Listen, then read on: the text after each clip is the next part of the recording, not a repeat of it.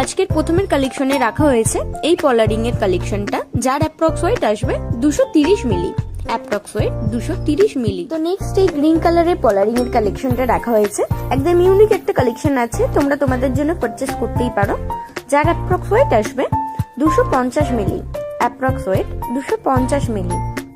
এই স্কাই কালারের একটা পলারিং এর কালেকশন রাখা হয়েছে।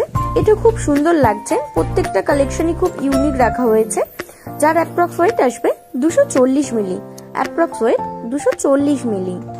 এই পলারিং এর কালেকশনটা দেখে নাও, খুব লাইট ওয়েটের মধ্যে আছে। আজকে সমস্ত কালেকশনই খুব লাইট ওয়েটের মধ্যে রাখা হয়েছে, যার অ্যাপ্রক্স ওয়েট আসবে 230 মিলি।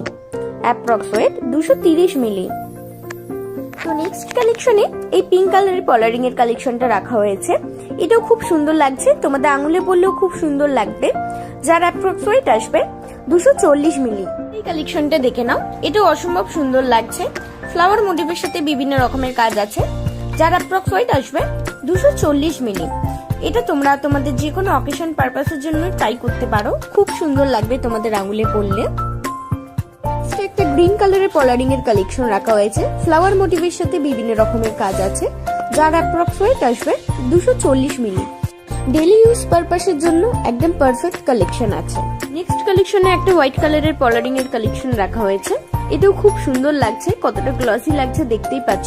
ফ্লাওয়ার মোটিভের কাজ আছে, যার অ্যাপ্রক্স ওয়েট আসবে 260 মিলি।